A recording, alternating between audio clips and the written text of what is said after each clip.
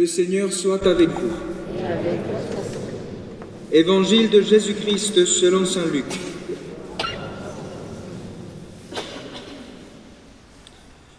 Un jour, des gens rapportèrent à Jésus l'affaire des Galiléens que Pilate avait fait massacrer, mêlant leur sang à celui des sacrifices qu'ils offraient. Jésus leur répondit: « Pensez-vous que ces Galiléens étaient des plus grands pécheurs que tous les autres Galiléens pour avoir subi un tel sort? Eh bien, je vous dis, pas du tout. Mais si vous ne vous convertissez pas, vous périrez tous de même. » Et ces 18 personnes tuées par la chute de la tour de Siloé, pensez-vous qu'elles étaient plus coupables que tous les autres habitants de Jérusalem? Eh bien, je vous dis, pas du tout. Mais si vous ne vous convertissez pas, vous périrez tous de même. Jésus disait encore cette parabole. Quelqu'un avait un figuier planté dans une vigne. Il vint chercher du fruit sur ce figuier et n'en trouva pas. Alors, il dit à son vigneron: « Voilà 3 ans que je viens chercher du fruit sur ce figuier et je n'en trouve pas. Coupe-le. À quoi bon de le laisser épuiser le sol ?» Mais le vigneron lui répondit: « Maître, laisse-le encore cette année, le temps que je pêche autour pour y mettre du fumier.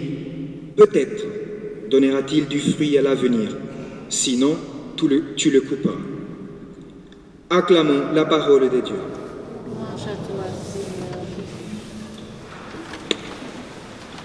Bien, chers frères et sœurs, vous savez, je ne pense pas avoir l'habitude dans mes homélies d'être dur, n'est-ce pas? Non, pas dur. Je n'ai pas l'intention de l'être, ne vous inquiétez pas. Mais je pense ça parce qu'aujourd'hui, la parole que Dieu nous donne est une parole forte. Donc, du moins, permettez-moi, comme on dit, d'aller cash, parce qu'on en a besoin. Permettez-moi d'être grave, si on veut, non pas seulement pour vous, pour moi aussi. Parce que cette parole nous parle de la conversion. Mais je vous pose la même question que je me suis posée moi-même en méditant sur cet évangile et sur la conversion. Est-ce qu'aujourd'hui, je ressens vraiment le besoin de me convertir, oui ou non? Mais vraiment. Si on rentre en soi-même, on peut être étonné de la réponse que l'on trouve. Est-ce que vraiment aujourd'hui j'ai besoin de me convertir? Ou c'est devenu juste un slogan chrétien? Ah oui, je dois me convertir. Et on passe toute la vie à dire ça et rien. Est-ce qu'aujourd'hui je ressens le besoin de me convertir? C'est quoi se convertir? Ça vient du mot grec métanoïa. Ça veut dire changement de mentalité. Changer complètement la façon de penser, la façon de voir la vie. Il y en a peut-être d'autres qui disent non, c'est bon, moi je me suis déjà converti. Alors je dis, heureux es-tu? Moi je suis encore en chemin. Évidemment, on a des moments forts de notre vie on peut appeler une première conversion, évidemment. Mais ici, je vous parle de la conversion de tous les jours qui fait partie de notre chemin de vie. Changement de mentalité. Parce que le Seigneur aujourd'hui vient pour nous réveiller. Parce que nous ne pouvons pas, on peut, mais le Seigneur veut nous éviter de vivre dans la superficialité. Et on a ce risque, nous tous, être superficiels, vivre tous les jours comme voilà. Et le Seigneur vient et dit attention, regardez les événements du monde, regardez ce qui se passe autour. C'est pour ça qu'aujourd'hui le Seigneur parle de 2 événements qui se sont passés, on croit bien de façon historique, 2 tragédies, vous avez compris. La première, c'est qu'il y avait des Galiléens qui étaient descendus probablement en pèlerinage pour sacrifier dans le temple de Jérusalem, c'est-à-dire, on l'actualise pour nous, des gens qui venaient à la messe, et Ponce Pilate les a fait massacrer, mélangeant leur sang au sang du sacrifice. Pour un juif, c'était une abomination, donc une tragédie, un massacre. Et le Seigneur parle aussi d'un autre massacre qui n'est la faute de personne. Une tour à Siloé qui tombe et qui, dans sa chute, entraîne 18 personnes et les tue. Et le Seigneur demande, pensez-vous que ces gens-là ont été des plus pécheurs que vous? Pourquoi le Seigneur dit cela? Parce qu'à l'époque d'Israël, il y avait ce qu'on appelle aujourd'hui de façon un peu académique la théologie de la rétribution. C'est simple.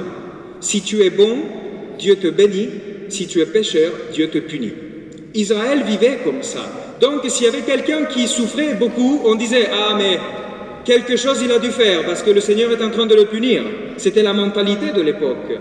Et le Seigneur vient pour renverser justement la mentalité des gens et pour nous demander, à nous, parce qu'en 2022, nous catholiques, nous pouvons avoir la même mentalité. Combien de fois on s'entend dire, non, qu'est-ce que je fais au bon Dieu pour vivre ça? Non, non, peut-être tu n'as rien fait au bon Dieu. C'est pas ça la question. Et le Seigneur vient pour te dire, est-ce que les gens qui souffrent là plus que toi, est-ce que c'est des plus pécheurs que toi vraiment? Pas du tout. Mais si vous ne vous convertissez pas, vous périrez tous de même. Qu'est-ce que cela veut dire? Le Seigneur vient ici donner une réponse à la souffrance, parce que c'est le gros scandale. Nous sommes tous, mes frères, acceptons-le, j'y suis avec vous. Nous sommes tous scandalisés de la souffrance. Quand la souffrance arrive de façon injuste, nous nous rebellons, à moins que l'Esprit Saint nous donne une grâce, je l'espère, quand il nous arrivera, quand Dieu nous visitera à travers une maladie, une souffrance, que le Seigneur donne l'Esprit Saint pour l'accepter. Mais le plus souvent, nous nous rebellons et nous disons, ce n'est pas juste, je n'ai rien fait pour mériter cela. Évidemment, nous nous rebellons parce que nous sommes scandalisés, parce que nous ne comprenons pas la souffrance. Et le Seigneur vient pour nous rappeler une chose. Il y a deux sources à nos souffrances. Deux. La première source, c'est la conséquence directe de nos péchés. Saint Paul, il dit, le salaire du péché, c'est la mort. C'est-à-dire qu'il y a des souffrances que nous avons qui sont les conséquences de nos propres actes, de nos péchés. Je fais un exemple. Tu fais la fête, hein? Tu abuses de l'alcool, ben, le lendemain tu vas souffrir. Tu souffres de façon physique parce que tu n'en peux plus de ton corps, mais tu souffres aussi de façon morale, tu as la mort dedans.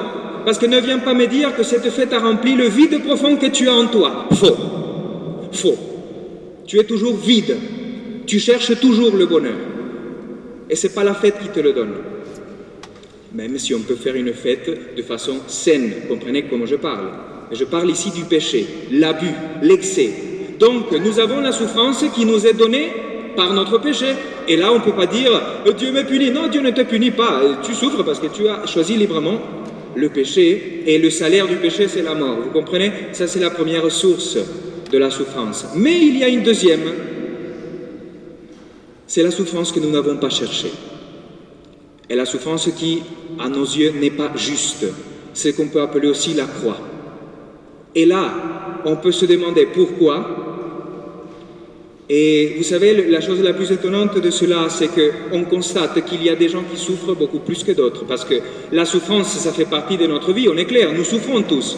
Mais c'est vrai aussi, on ne peut pas ne pas le voir, il y a des gens qui souffrent beaucoup plus que d'autres et que depuis le début de leur vie, ils souffrent d'une façon incroyable. Et on peut se demander, et pourquoi lui il souffre plus que l'autre? Moi je ne sais pas. Et c'est la réponse que je donne quand on me demande, mais mon père, pourquoi beaucoup de miracles à Lourdes et mon fils n'a pas pu être guéri? Écoutez, je ne sais pas. Je ne sais pas.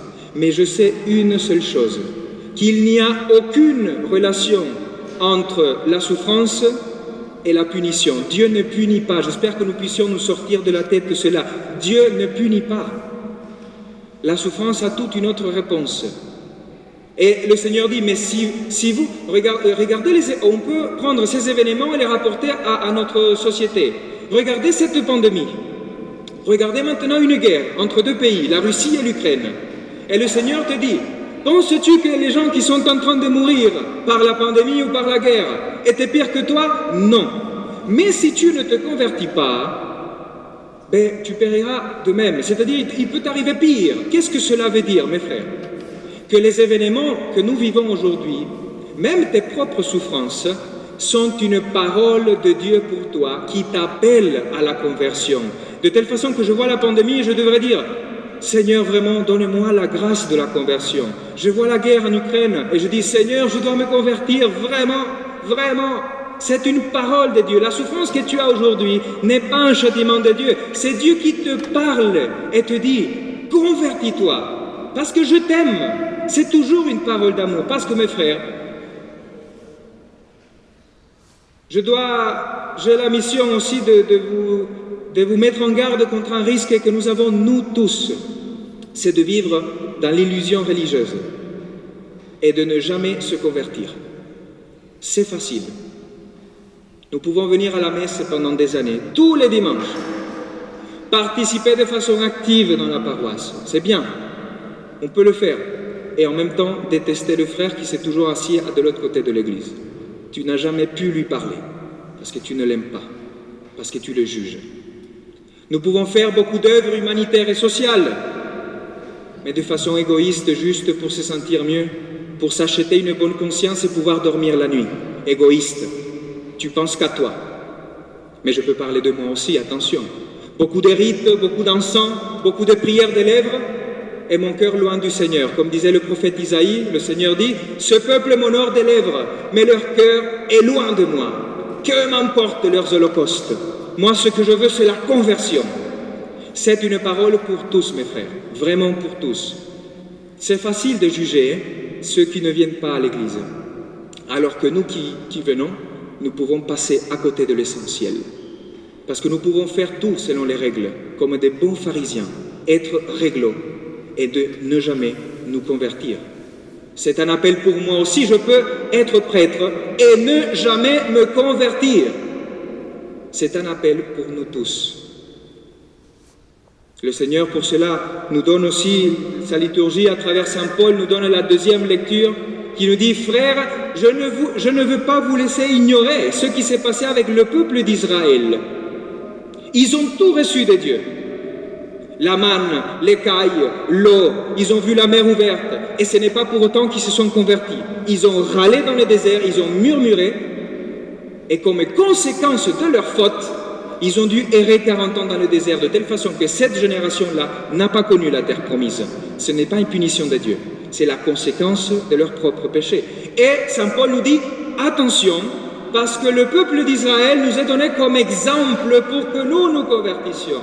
Parce que nous aussi, nous avons tout reçu dans l'Église, mes frères. Par le baptême, nous avons reçu l'élection, nous avons reçu les autres sacrements, l'Eucharistie, le pardon des péchés, une parole de consolation, une prédication. Et il ne suffit pas de faire partie du peuple élu, parce que le Seigneur connaît notre cœur et on peut être loin de lui. Je dirais même que nous avons un risque un peu plus grand que les autres qui ne connaissent pas le Seigneur, parce que nous le connaissons.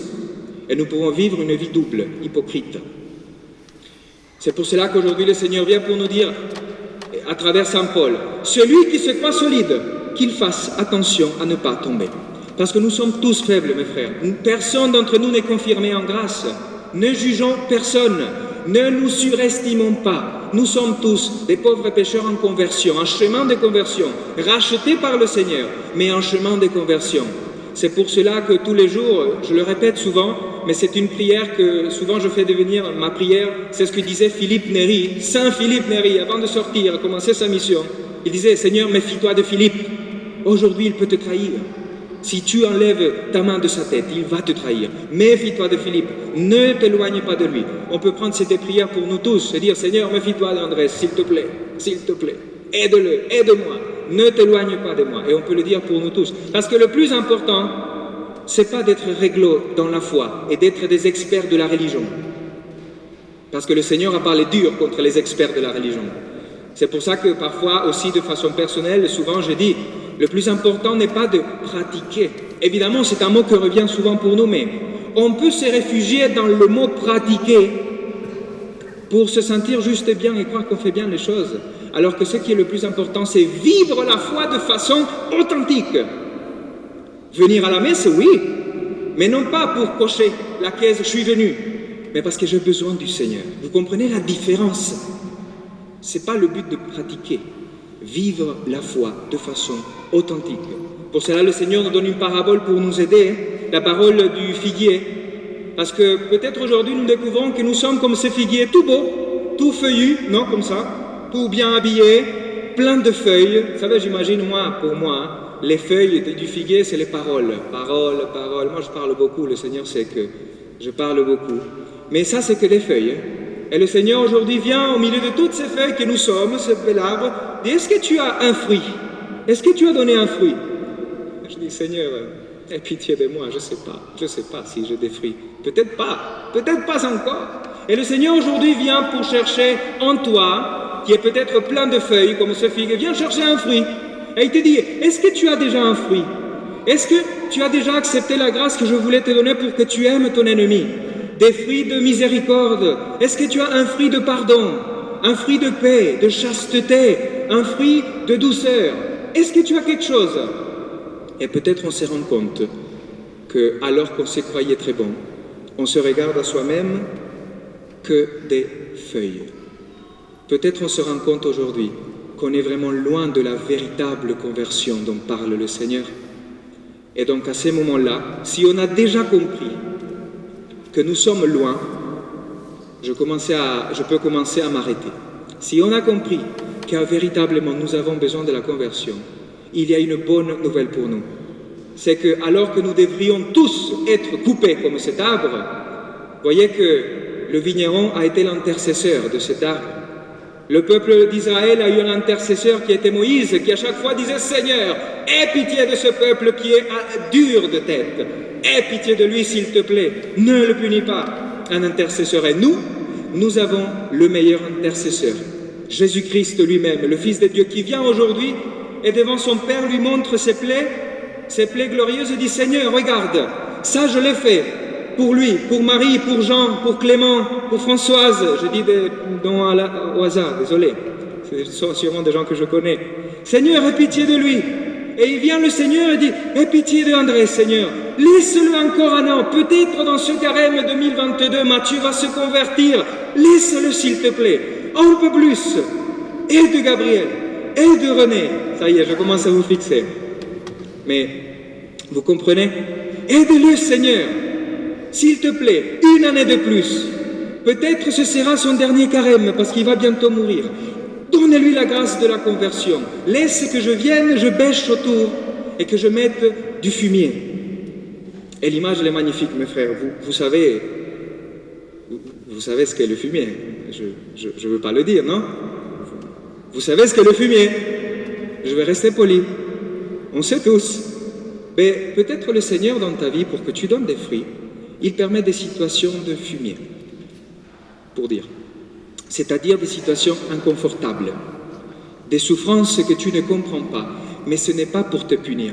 C'est pour qu'à travers ces souffrances, tu puisses grandir, lever les yeux vers le Seigneur, dire « Seigneur, j'ai besoin de toi ». Donc ne nous étonnons pas que le Seigneur, dans son amour, vient mettre un peu autour de nous un peu de fumier. Une situation difficile, une crise, un problème, une maladie, une souffrance. Ne nous scandalisons pas. Ça, c'est un acte d'amour du Seigneur qui vient pour nous dire « Lève la tête. Moi, je t'aime et je veux que tu te convertisses. » Cela me rappelle une anecdote de mon grand-oncle Carlos. Et quand on était petit, il avait dans le jardin un arbre à goyave.